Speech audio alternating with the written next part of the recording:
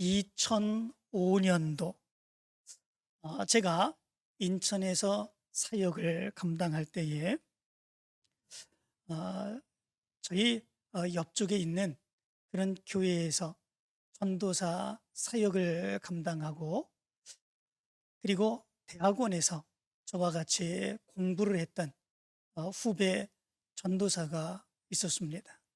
그런데 그 전도사가 새벽에 강도를 당하여 살해가 되는 그런 일이 있었습니다. 수요일 새벽 강도가 이 전도사님의 집으로 들어왔습니다. 그리고 자기가 요구하는 거 내놓으라고 협박을 했지요. 가진 것 아무것도 없고 자기가 원하는 것 가져갈 수 없게 되자 옆에 있던 사모님을 성폭행하게 되었습니다. 전도사님이 보는 그 앞에서 그 사모님을 성폭행하는 그 모습에 전도사님이 가만히 있지 아니하고 그 강도에게 달려들었죠. 그럴 때에 강도가 가지고 있었던 그 칼로 가슴이 찔리고, 그리고 가지고 들어간 그 망치로 그 전도사님의 머리를 때려서 결국은 전도사님이 거기에서 이제 죽음을 맞게 되는 그런 모습들이 있었습니다. 이것이 그 당시에 아주 신문에도 크게 나왔던 그런 일이었죠. 그런데 결국은 그 강도는 소리치는 그 소리를 듣고 주위의 사람들이 신고하여서 결국 경찰에 잡혔습니다.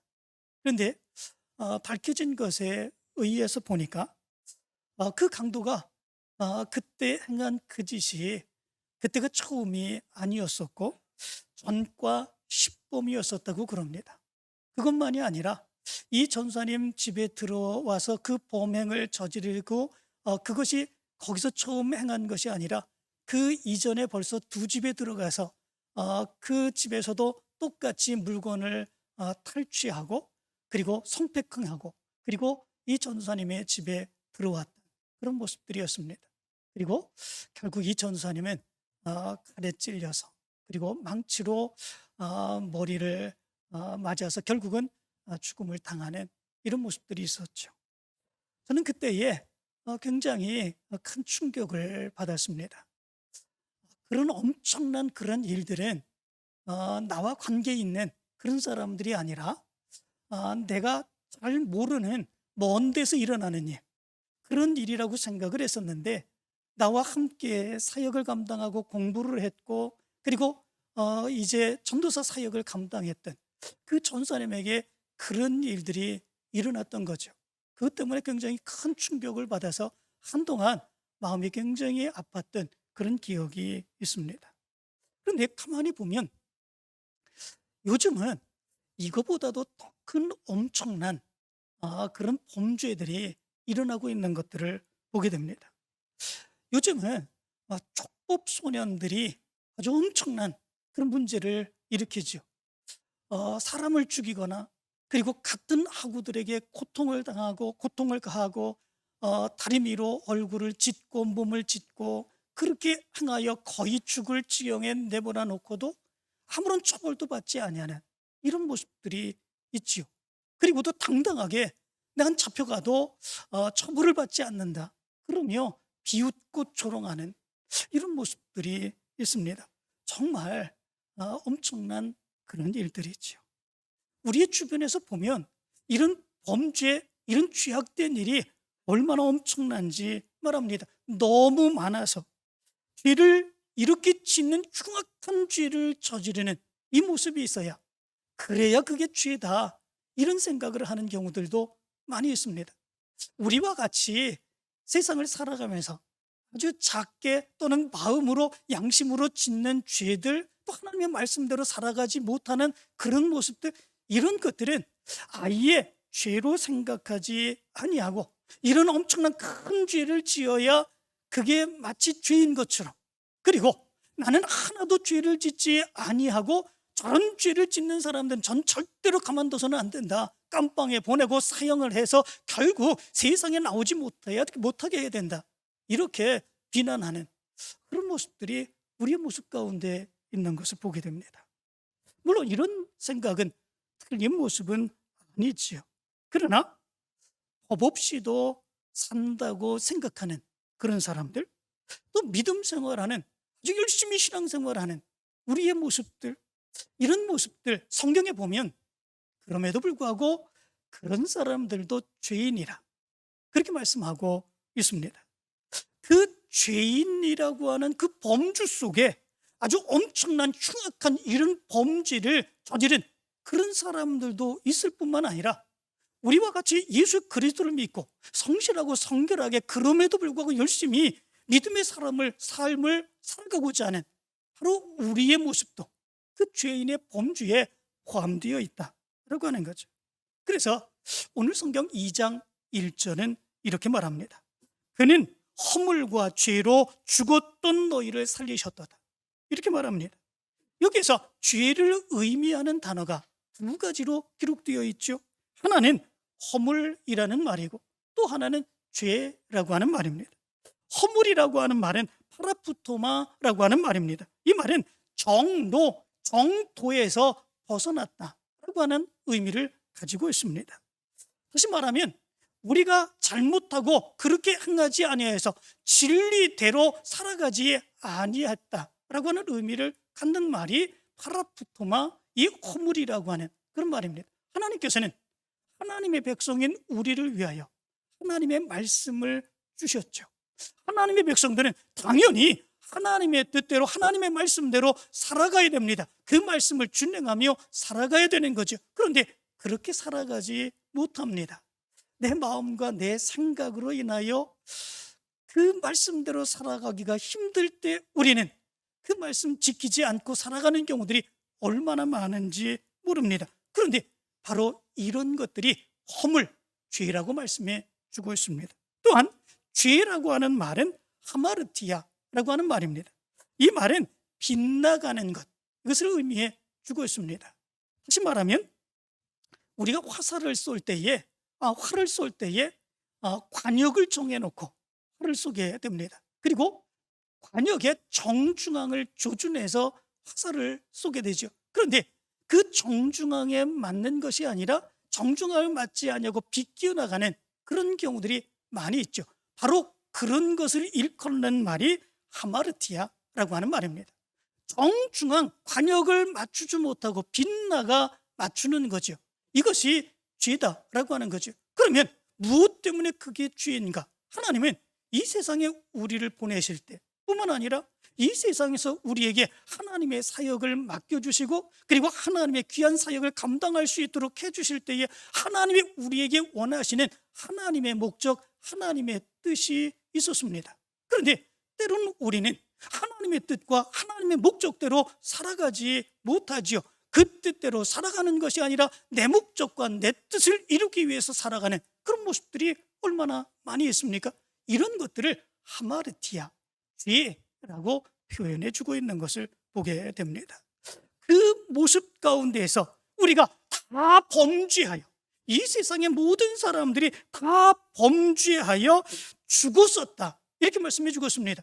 죽었었다. 그렇기 때문에 그때에는 세상 풍조를 따르고 악한 사탄을 따르고 육체의 정욕을 따르며 살아갔던 우리들의 모습이었었다, 이렇게 말씀해 주고 있습니다.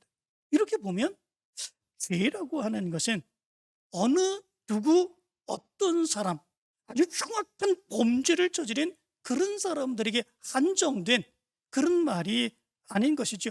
보편적으로 이 세상을 살아가는 모든 사람들에게 있는 것, 그것이 죄의 모습이고 죄인의 모습이다, 이렇게 볼 수 있습니다. 하나님이 우리에게 하나님의 뜻대로 살게 하시려고 하나님의 말씀을 주셨는데, 하나님의 목적을 가지고 우리에게 하나님의 귀한 사명을 맡겨주셨는데 그것을 온전하게 감당하는 사람들이 얼마나 됩니까? 아니, 없지요. 자기의 생각, 자기의 입장, 자기의 욕망이 더 앞서는 삶이 우리의 삶의 모습이 아닙니까? 그렇기에 우리의 모습을 보면 아무리 믿음으로 산다고 하면서도, 아무리 열심히 하나님의 뜻대로 살기를 원한다고 하면서도 여전히 죄인일 수밖에 없는 그런 모습들이 있는 거죠. 그러므로 겉으로 죄를 지으며 죄 지은 사람들에 대해서 울분을 토하게 하는 이런 것만이 죄가 아니라 말씀대로 살아야 함에도 불구하고 말씀대로 살지 못한 그 모든 것들이 죄인 것을 보게 됩니다. 우리는 그럼에도 불구하고 이 모습에 보면 죄인일 수밖에 없는 모습들이 있는 거죠. 세상 사람들은 법을 어기지 않는 것, 이것은 법을 어기지 않는 것, 그것은 죄를 짓지 않는 거다, 그렇게 생각을 합니다. 그래서 나는 법을 어기지 않았다, 나는 성실하게 살았다, 나는 하늘에 이제 하늘을 붙여보아서 하늘을 우러러 한 점 부끄러움이 없이 그렇게 살았다. 세상 사람들은 그렇게 이야기를 합니다. 왜냐하면 그들의 기준은 법에 있기 때문에 그렇습니다. 그러나 우리 믿음의 사람들은 그렇게 말하지 아니하죠. 우리의 기준은 하나님의 말씀에 두고 있기 때문에 그렇습니다. 하나님의 말씀에 보면 죄가 반드시 법을 어긴 것이냐 아니냐, 그것이 아니기 때문에 그렇습니다. 하나님의 뜻대로 살았느냐 아니냐, 하나님의 목적을 이루며 살았느냐 아니냐, 바로 그 모습 안에서 그것이 죄이냐 그렇지 않느냐가 성경은 말씀해 주고 있기 때문에 그렇습니다. 그렇기에 믿음의 사람들은 고백을 합니다. 내가 하나님 앞에서 죄인입니다. 용서하여 주옵소서. 우리가 그렇게 믿음으로 우리의 죄를 고백하며 용서를 구하며 살아가죠. 그리고 우리는 이 죄를 인식하며 살아갈 수 있는 그런 모습들이 있어야 됩니다. 그 모습 안에서 내 죄를 회개하고 그럼에도 불구하고 용서해 주시는 하나님의 은혜를 간구하며 살아갈 수 있는 그런 모습들이 우리 믿음의 사람들의 모습 가운데 있어야 되죠. 이것을 죄로 깨닫지 못하게 되면 어떤 모습들이 나타나게 됩니까? 자기 자신을 향하여는 늘 의로운 사람처럼 여기는 그런 모습들이 나타나게 됩니다. 큰 죄를 지은 그런 사람들만이 죄라고 생각하는 그런 모습들이 있습니다. 그러면 그런 사람들을 정죄합니다. 그리고 그런 사람들 때문에 이 세상이 점점 더 악해져 간다, 그렇게 비난하며 살아가는 그런 모습들이 있게 되죠. 그 가운데 자기는 들어있지 않습니다. 누가복음 18장 11절의 말씀 가운데 보면 이렇게 말합니다. 바리새인은 서서 따로 기도하여 이르되 하나님이여, 나는 다른 사람들 곧 토색, 불의, 간음하는 자들과 같지 아니하고 이 세리와도 같지 아니함을 감사하나이다. 바리새인들이 하나님 앞에 그렇게 기도합니다. 자기도 자기 속에 끊임없이 엄청난 죄를 갖고 있음에도 불구하고 세리가 엄청난 죄를 짓고 있다, 그렇기 때문에 세리처럼 내가 죄를 지으며 살아가지 아니하는 것, 그것이 얼마나 감사한지, 하나님, 세리처럼 내가 살지 않아서 감사합니다, 이렇게 기도하고 있는 그 모습이 있는 것을 보게 됩니다. 요한복음 8장 2절부터 11절까지의 말씀을 보면 서기관들과 바리새인들이 간음하다가 현장에서 잡힌 한 여자를 데리고 예수님께로 데리고 오지요. 그리고 이렇게 말합니다. 선생님이요, 이 여자가 간음하다 현장에서 잡혔나이다. 모세는 율법에 이러한 여자를 돌로 치라 명하였거니와 선생은 어떻게 말하겠나이까, 이렇게 얘기를 합니다. 그때에 예수님은 그들에게 아무런 말씀도 하지 아니하시고 허리를 굽히셔서 땅에 글씨를 쓰십니다. 그리고 일어나셔서 너희 중에 죄 없는 자가 먼저 돌로 치라, 그렇게 말씀을 하지요. 그랬더니 그 소리를 듣고 거기에 모였던 사람들이 하나 둘씩 흩어져 집으로 돌아가게 되었다 말씀하고 있습니다. 이상하지 않습니까? 그렇게 혈기둥둥하여서 이렇게 엄청난 비난받을 만한 죄를 지은 이 가늠한 여자, 이 여자는 돌로 쳐 죽이라고 했는데 돌로 쳐 죽여야 되는 거 아니겠습니까? 그러면서 혈기등등하게 예수님께 데리고 왔는데 그들이 그 혈기를 다 내려놓고 하나씩 둘씩 그냥 집으로 돌아가는 그런 모습들이 있다는 거죠. 무엇 때문에 그랬을까? 성경 요한복음 8장 9절은 이것에 대해서 이렇게 말합니다. 그들이 이 말씀을 듣고 양심의 가책을 느껴 어른으로 시작하여 젊은이까지 하나씩 나가고 오직 예수와 그 가운데 섰는 여자만 남았더라, 이렇게 말씀해 주고 있습니다. 여기 보면 양심의 가책이라고 말씀해 주고 있습니다. 이 양심이라고 하는 말은 신레이디시스라고 하는 말인데, 이 말은 도덕적인 의식, 우리 마음속 깊은 곳에 있는 도덕적 의식을 양심이라 이렇게 표현하고 있습니다. 그리고 가책이라고 하는 말은 엘렌코라고 하는 말인데, 깨닫게 하다, 책망하다, 꾸짖다 라고 하는 의미를 가지고 있습니다. 다시 말하면 우리의 마음속 깊은 곳에 있는 도덕적 의식을 깨닫게 책망하는 그런 모습이 양심의 가책이라고 말씀해 주고 있죠. 그런데 무엇으로 인하여 이렇게 그들의 마음속 깊이 있는 도덕적 의식, 그 양심을 깨닫게 하고 그렇게 깨닫게 하고자 책망하게 하는 그런 모습들이 있었을까? 성경 말씀을 가만히 보게 되면 예수님이 허리를 굽히시고 땅 위에 손가락으로 무슨 글씨인가 쓰셨죠. 무슨 글씨를 썼을까? 성경은 얘기하고 있지 않습니다. 무슨 글씨를, 어떤 글씨를 썼을까? 전혀 성경에는 나오지 않습니다. 그런데 예수님이 그 글씨를 땅에 쓰셨다, 이 쓰셨다고 하는 말을 보면 예수님이 무슨 글씨를 땅에 쓰셨을까라고 하는 것을 우리는 짐작을 할 수 있습니다. 이 쓰셨다라고 하는 말은 카타그라포라고 하는 말입니다. 이 카타그라포라고 하는 말은 무엇을 목적으로 하여 쓰다, 무엇을 향하여 쓰다 라고 하는 의미를 가지고 있습니다. 다시 말하면 예수님께서는 허리를 굽히시고 땅에다 손으로 무엇인가를 쓰셨습니다. 그런데 아무 생각 없이 할 말이 없어서 그 땅 위에다가 아무런 글씨나 쓰고 있는 것이 아니었다라고 하는 거죠. 거기에 엄청난 울분을 가지고 혈기등등하게 예수님을 시험하기 위해서, 책망하기 위해서 와 있던 바리새인 서기관들, 그들을 향하여 예수님께서 글씨를 쓰고 계셨다라고 하는 것이죠.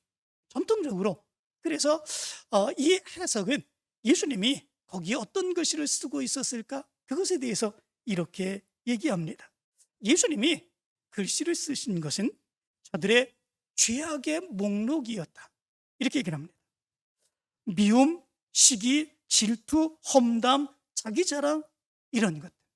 바리새인들은 어떤 생각을 가지고 있었습니까? 서기관들은 어떤 생각을 가지고 있었습니까? 그들은 하나님의 백성이라고 생각했습니다. 하나님의 말씀을 가르치며 하나님의 말씀대로 사는 사람들이라고 생각했습니다. 그들은 절대로 죄를 짓지 않는 그런 사람이라고 생각했습니다. 서기관들이나 아니 다른 세리나 이런 사람들이나 이런 가늠한 여인이나 이런 사람들이나 죄를 짓는 거지 그렇게 생각했습니다. 그리고 혈기등등하여서 현장에서 잡힌 가늠한 여인을 데리고 예수님께로 데리고 왔습니다. 무릎을 꿇렸습니다. 그런데 그들은 죄가 없다고 생각하는 그런 모습들이 있는데 예수님은 땅바닥에 글씨를 쓰고 계셨습니다.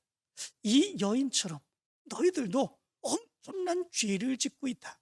예수님은 글씨를 쓰고 있는 거죠. 그것이 그들의 양심을 꾸짖고 가책이 있게 하는 이런 모습들이 있었다라고 하는 거죠.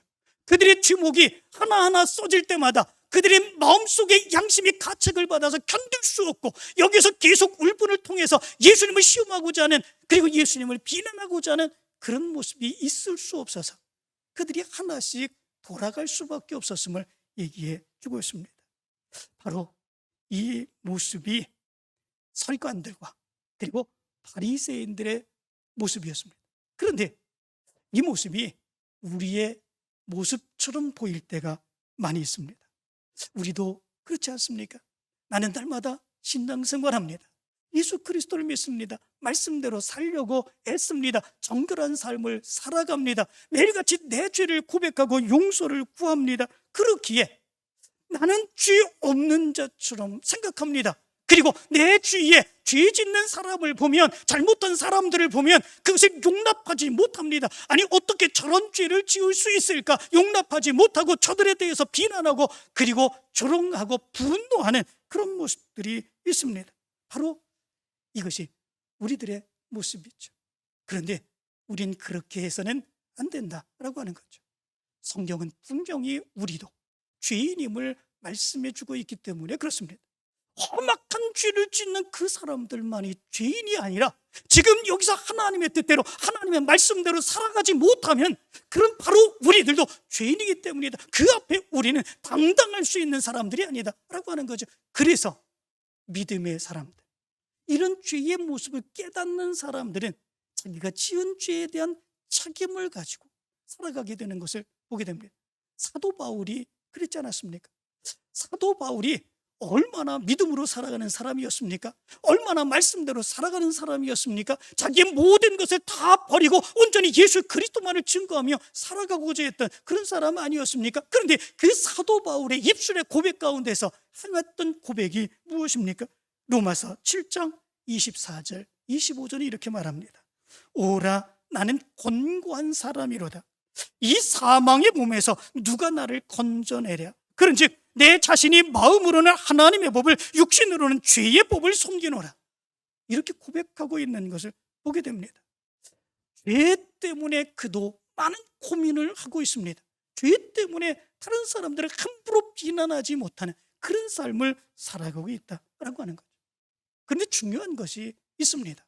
그것은 뭐냐면, 그렇다면 그럼에도 불구하고 믿음으로 살려고 하고, 그리고 죄 짓지 않으려고 살려고 했던 우리들, 내가 짓는 그 죄 때문에 그럼에도 불구하고 내가 견딜 수 없는 그런 모습으로 울분을 토하며 날마다 죄를 회개하는 그런 삶만을 살아야 되는가? 물론 그렇게 살아야 되지만 우리의 모습 가운데서는 거기가 끝이 아니다 라고 하는 거죠. 그러면 무엇이겠습니까? 자기의 죄를 자책만 하며 살아가는 것이 아니라, 그럼에도 불구하고 내 죄를 용서해 주신, 사랑과 은혜로 내 죄를 용서해 주시고 감싸 주신 예수 그리스도의 은혜가 있기에 그 용서함의 기쁨을 안고 살아가는 사람, 이 사람들이 바로 우리 믿음의 사람들이다 라고 하는 거죠. 그 은혜와 기쁨과 감격이 얼마나 큰지 오늘 성경 2장 8절과 9절은 이렇게 말합니다. 너희는 그 은혜에 의하여 믿음으로 말미암아 구원을 받았으니 이것은 너희에게서 난 것이 아니요 하나님의 선물이라. 이렇게 말합니다. 그 은혜에 의하여 믿음으로 죄 용서함을 받고 구원을 받았는데, 그런데 그게 너희들이 행한 것이 아니라 하나님의 선물이라. 선물이라고 하는 말은 도론이라고 하는 말입니다. 이것은 선사품이라고 하는 말입니다. 사랑과 애정과 존경을 담아서 그냥 주는 것, 이게 선물이죠. 이게 선사품입니다. 내가 자격도 없습니다. 받을 만한 존재도 아닙니다. 그런데 하나님이 우리에게 그렇게 선물로, 선사품으로 내어주었다라고 하는 거죠. 그렇다면 바로 이 죄 용서함, 그리고 하나님의 구원받은 백성이 된 것, 이것은 우리에게 있어서 말로 다 할 수 없는 엄청난 감격의 모습이 되는 거죠. 그래서 믿음의 사람들은 내가 지은 죄가 있다고 할지라도 그 죄를 고백하고 용서해 주신 줄 믿으며 자기 죄를 자책만 하면서 자기 죄를 혐오만 하면서 살아가는 것이 아니라 그 용서의 기쁨을 안고 기쁨으로 감격하며 믿음으로 살아가는 모습이 우리 믿음의 사람들의 모습 가운데 있다라고 하는 거죠. 그래서 믿음의 사람들에게는 기쁨이 있습니다. 믿음의 사람들에게는 즐거움이 있습니다. 오늘 내가 죄를 지었다고 할지라도 그럼에도 불구하고 하나님이 받아주시고 용서해 주신 그 은혜의 기쁨을 가지고 감격 가운데 살아가는 그 모습이 있습니다. 그리고 2장 9절은 이렇게 말합니다. 행위에서 난 것이 아니니 이는 누구든지 자랑하지 못하게 함이니라. 이렇게 말합니다. 자랑할 게 아무것도 없지요. 내가 행한 것이 아니기 때문에 그렇습니다. 그렇기에 믿음의 사람들의 모습에서 나타나는 모습이 무엇입니까? 부끄러움이 있지요. 죄스러움이지요. 자랑하지 못하는 그런 모습이지요. 그렇기에 늘 겸손하고 자기를 낮추며 하나님께 더 큰 영광을 돌리며 살아가는 그 모습이 믿음의 사람들의 모습 가운데 나타나게 되는 거죠. 10절의 말씀 가운데 보면 또 이렇게 말합니다. 우리는 그가 만드신 바라 그리스도 예수 안에서 선한 일을 위하여 지으심을 받은 자니 이 일은 하나님이 전에 예비하사 우리로 그 가운데서 행하게 하려 하심이라. 이렇게 말씀해 주고 있습니다. 여기에서 하나님께서 우리의 죄를 용서해 주신 그 이유가 무엇인지를 분명하게 밝혀주고 있습니다. 선한 일을 위하여, 하나님께서 원하시는 그 하나님의 기쁨, 그 선한 일을 위하여 이렇게 우리의 죄를 용서해 주시고 기쁨의 감격 가운데 살아가게 하셨다라고 하는 거죠. 이것을 깨닫지 못하는 사람들은 자기가 죄 용서함을 받았다고 하는 마음의 평안, 마음의 기쁨, 그것으로 만족하게 되는 것을 보게 됩니다. 그것이 오히려 세상 사람들에게 지탄을 받고 세상 사람들에게 걸림이 되는 이 모습으로 나타나는 때가 많이 있습니다. 밀양이라고 하는 영화가 옛날에 상영이 되었죠. 그 밀양이라고 하는 영화를 보게 되면 남편을 교통사고로 잃고 자기 하나 있는 아들을 데리고 밀양에 내려와 사는 한 여인의 이야기가 거기에서 나오고 있습니다. 거기에 나와서 그 시골 사람들에게 자기의 이야기를 떠버리고 마치 자기가 돈이 많은 것처럼 자랑을 하며 살아가게 되죠. 그 모습 가운데 웅변학원 원장이 자기의 아들을 데려다가 결국은 죽이게 됩니다. 엄청난 그런 고통이죠. 그 충격으로 방황을 하다가 교회에 나가게 됩니다. 그리고 하나님의 은혜를 체험하게 됩니다. 그리고 그 여인은 그 은혜의 체험과 감격 속에 자기 아들을 죽인 그 학원 원장도 자기가 용서할 수 있게 되었다, 그렇게 얘기를 합니다. 그리고 그것을 많은 성도들 앞에서 고백을 하지요. 그 고백 가운데에 그러면 교도소에 지금 있는 그 학원 원장에 대해서도 가서 만나보고 내가 당신의 죄를 용서했습니다 얘기해 줄 수 있어야 된다고 그 주변의 사람들이 얘기하고 결국은 교도소로 그 웅변학원 원장을 만나기 위해 찾아가게 됐죠. 그런데 거기에서 웅변학원 원장을 만나고 난 뒤에 그는 그의 믿음 완전하게 무너지게 되는 그런 모습들이 있게 됩니다. 왜냐하면 그는 자기가 이제 자기 신앙을 갖게 되었고 그래서 내 아들을 죽인 당신도 용서하게 되었습니다 얘기하러 갔는데 이미 그 사람의 모습은 너무나도 평안해 있는 이런 모습들이 있었습니다. 그리고 자기가 당신을 내가 용서해 주겠습니다 얘기도 하지 않았는데 자기는 이미 용서를 받았다. 하나님이 예수 그리스도를 통해서 내 죄를 용서해 주셨다. 그렇기 때문에 나는 지금 너무나도 편안하고 너무나도 기쁘다. 그렇게 얘기를 합니다. 이 모습을 듣고 이 이야기를 듣고 이 여자가 거기에서 엄청난 격분을 행하게 되는 그런 모습들이 있게 되죠. 그리고 그가 받았다고 생각한 모든 은혜 그리고 신앙생활 다 모두 한개쳐버리고 오히려 교회에 와가지고 분란을 일으키고 그리고 어려움을 주는 바로 이런 모습들이 나타나게 되는 이런 모습들이 있게 됩니다. 여기서 보면 이 웅변학원 원장이 생각하는 것, 자기는 그 험악한 죄를 지었지만 자기의 죄는 용서받았다라고 하는 거죠. 하나님이 내 죄를 용서해 주셨다. 내가 용서를 구하니까 하나님께서 내 죄를 용서해 주었다. 그렇기 때문에 나는 내 죄가 용서를 다 받았기에 나는 너무나도 기쁘다, 너무나도 감사하다. 이렇게 얘기하는 것. 이것은 어떤 모습들 같습니까? 정말 맞습니까? 맞습니다. 하나님은 그 죄도 용서해 주는 그런 모습들이 있죠. 그러나 그것은 한 가지만 생각한 그런 모습들이 있는 거죠. 죄의 용서함을 받은 그런 사람은 어떤 그 죄에 대한 책임을 가지고 살아가야 되는지 그것을 그는 생각하지 못한 것입니다. 자기 자신만 죄 용서함을 받고 자기 자신만 평안하고 자기 자신만 기쁘면 된다. 이것이 성경은 그렇게 얘기하고 있지 않는 것을 보게 됩니다. 민수기 5장 7절의 말씀을 보면 이렇게 말합니다. 그 죄값을 온전히 갚되 5분의 1을 더하여 그가 죄를 지었던 그 사람에게 돌려줄 것이요. 성경은 그렇게 이야기해주고 있습니다.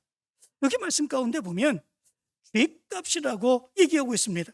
그 죄값은 다른 자기가 피해를 준 그 사람을 이야기해주고 있는 거죠. 그 사람에게 물어야 될 배상, 그것을 죄값이라고 말씀해주고 있습니다. 온전히 라고 말하고 있습니다. 죄상으로, 그리고 아주 좋게 라고 말씀해주고 있죠. 그리고 자신이 손해를 입힌 거에 대해서 조금도 남김없이 다 갚아야 된다, 이렇게 말씀해 주고 있습니다. 어느 정도 갚으라고 말씀해 주고 있습니까?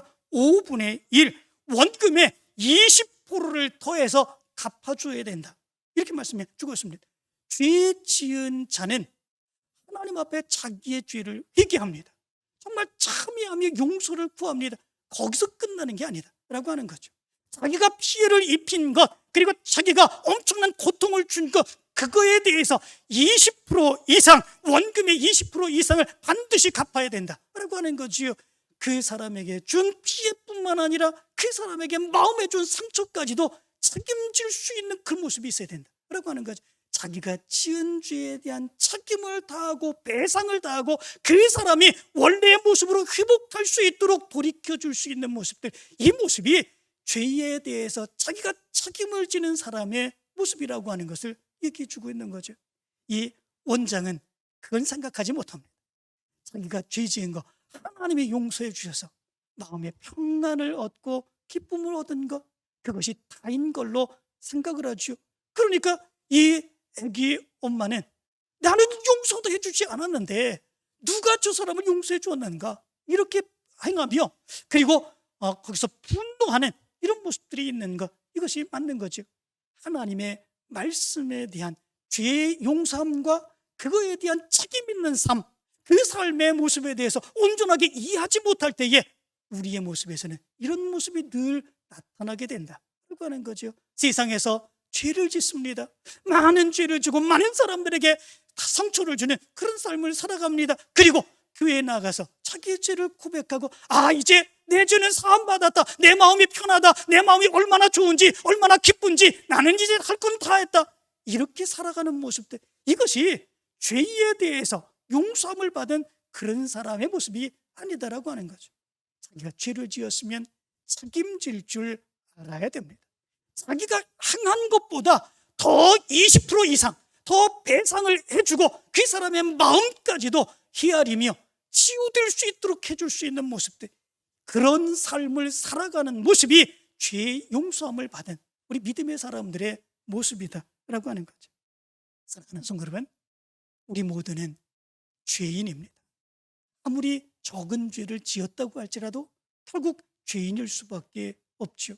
그러면 그 죄를 지은 것에 대한 책임 있는 나의 삶의 모습은 무엇일까? 그 죄를 용서해 주신 그 기쁨과 은혜의 감격을 가지고 그 죄 지은 것에 대한 책임으로 살아갈 수 있는 삶의 모습은 어떤 삶이 되어야 되는가? 이 모습에 대해서 우리는 책임지는 삶을 살아갈 수 있어야 됩니다. 그럴 때 비로소 하나님께 영광 돌리는 우리의 삶이 될 수 있는 것입니다. 이제 이번 주 수요일부터 사순절이 시작이 됩니다. 우리를 위해서 이 세상에 오시고 내 죄 때문에 예수님께서 고난받으시고 십자가에 죽으시는 이 모습이 있습니다. 그 모습을 생각하며 내가 지은 죄에 대한 책임의 삶은 어떤 삶으로 살아가야 될 것인가, 여러분들이 생각하며 묵상하며 그 삶을 살아가 하나님께 영광 돌리는 삶을 살아가게 되기를 간절히 축원합니다.